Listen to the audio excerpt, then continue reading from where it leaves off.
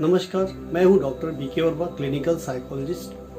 दोस्तों, आज मैं आपको ओसीडी यानी ऑब्सेसिव कंपल्सिव डिसऑर्डर के ट्रीटमेंट के बारे में बताने जा रहा हूं। एक दूसरी तकनीक है जिसे एक्सपोजर एंड रिस्पॉन्स प्रिवेंशन के नाम से जाना जाता है, जिसे शॉर्ट में ERP भी बोलते हैं।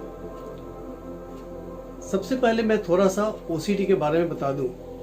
ऑब्सेशन यानी कि अगेंस्ट विल आपके मन में कुछ आता है। पेशेंट की इच्छा नहीं रहती है, लेकिन फिर भी उसके मन में अजीब अजीब से ख्याल आते हैं। जैसे उन्हें लगता है कि हाथ गंदे हैं। उसी तरह से कुछ को अजीब दूसरे से ख्याल आते हैं कि अगर मैं ताले को ठीक से चेक नहीं करूंगा तो ताला खुला रह जाएगा। इसे बार बार चेक करते हैं। एक क्लाइंट, मेरे पहले के क्लाइंट थे जिसके बारे में बताना चाहूंगा। उन्हें एक अजीब सा ऑब्सेशन था कि जब भी कोई कुत्ता बगल से गुजर जाता था तो उन्हें ऐसा लगता था कि कुत्ते ने हमें काट लिया। उन्हें कितना भी समझाया जाए कि जब भी कुत्ता काटेगा तो आपको परेशानी होगी, दर्द होगा, ऐसा तो हुआ नहीं, फिर भी आपको क्यों लगता है कि कुत्ते ने आपको काटा। उन्हें इतना ऑब्सेशन की परेशानी होती थी कि वो बिना इंजेक्शन लिए रह नहीं पाते थे।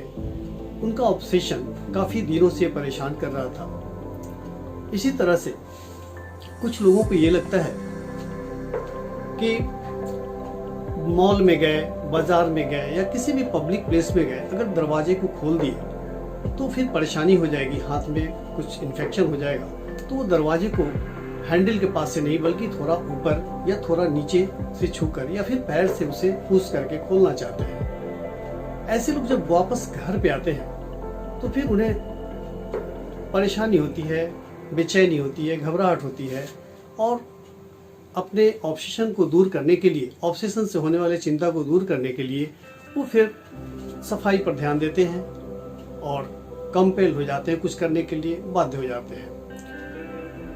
इस प्रकार ऑब्सेशन और कंपल्सन में दोनों कंपोनेंट मिल जाते हैं तो बनते हैं ऑब्सेसिव कंपल्सिव डिसऑर्डर। दोस्तों, आज के इस वीडियो के माध्यम से मैं एक्सपोजर एंड रिस्पॉन्स प्रिवेंशन के बारे में आपको बताने जा रहा हूं। इस मेथड्स में होता क्या है, इस ट्रीटमेंट में होता क्या है कि किसी भी सिचुएशन को पेशेंट के सामने एक्सपोज किया जाता है। जैसे आप एग्जाम्पल लें, किसी को हाथ में ऐसा लगता है कि हाथ गंदे हैं तो उसके हाथ में कुछ ये क्ले, एक प्रकार की मिट्टी होती है, या तो उसे लगा दिया जाता है और अपने सामने उसे बैठा करके उसे मना किया जाता है। उसके अंदर जो भी एंजाइटी है उसे बोला जाता है कि आपको कुछ नहीं करना है, धोना नहीं है।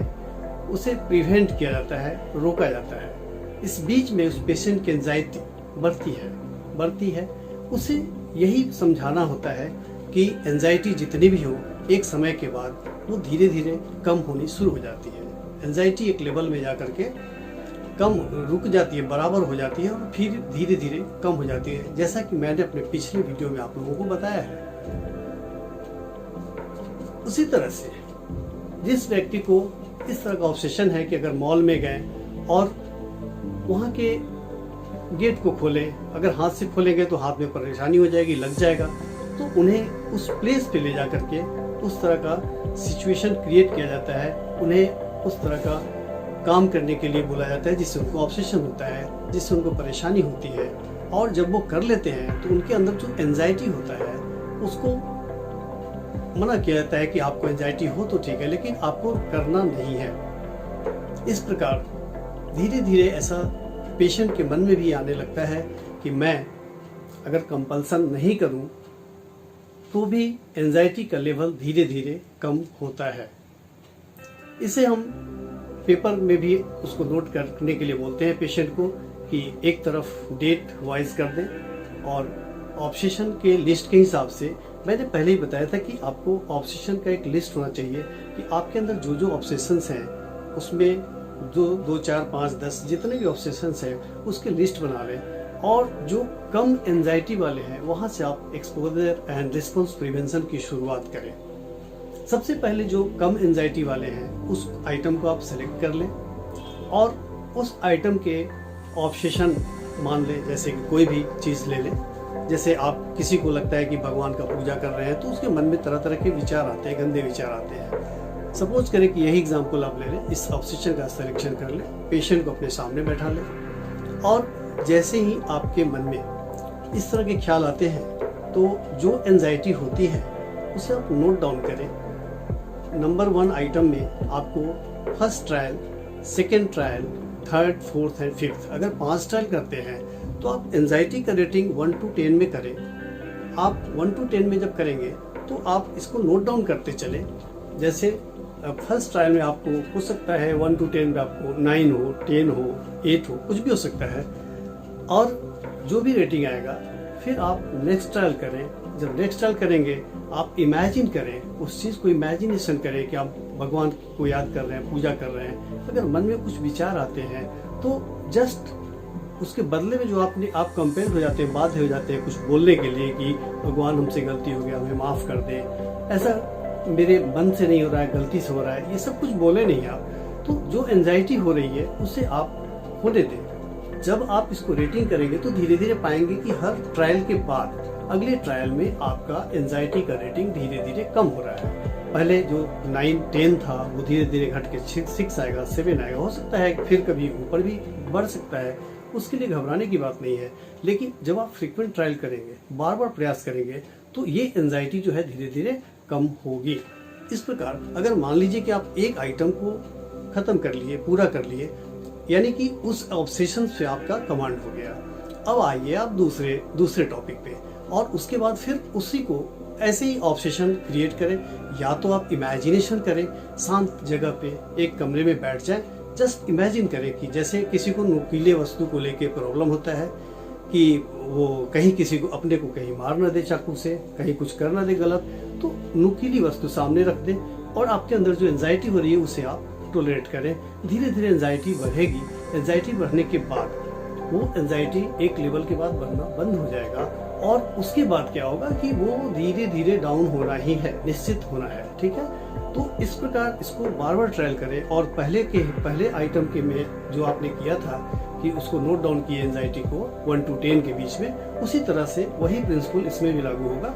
इसको भी आप नोट डाउन करें कि फर्स्ट ट्रायल में नुकीली वस्तु को देखें, आपको क्या एंजाइटी हुई, 5 हुआ, 7 हुआ, 10 हुआ, जो भी है। उसी तरह से फिर नेक्स्ट ट्रायल करें, उसमें क्या एंजाइटी हुई उसको भी आप नोट डाउन करें। हर ट्रायल के बाद आपको जो आता है तो एक आइटम पे तब तक आप करते जाएंगे ट्रायल जब तक कि वो 0 एंजाइटी लेवल पे नहीं आवे। इस प्रयास को आपको बार बार दोहराना है। अगर ऐसा करेंगे तो एक समय आएगा कि आपके अंदर जो एंजाइटी जिस ऑब्सेशन को लेके हो रही होगी धीरे धीरे कम होगी। जब आपका एंजाइटी लेवल कम होगा आपका कॉन्फिडेंस बढ़ेगा और ये आपके विल पावर को भी स्ट्रॉन्ग करेगा। फिर अदर जो दूसरे ऑब्सेशंस हैं उससे भी लड़ने की आपको ताकत देगा। दोस्तों, इसके पहले मैंने जो वीडियो दिया था आप लोग को, अपलोड किया था, उसमें काफ़ी भरपूर प्यार मिला आपको।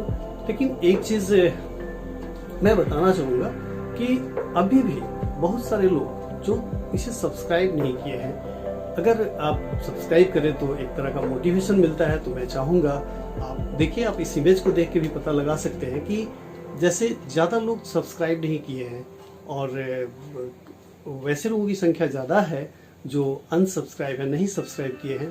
तो मैं चाहूँगा कि आप को अगर वीडियो अच्छी लगे तो इसे ज़रूर सब्सक्राइब करें। इस वीडियो में इतना ही, मिलते हैं नए वीडियो के साथ। धन्यवाद।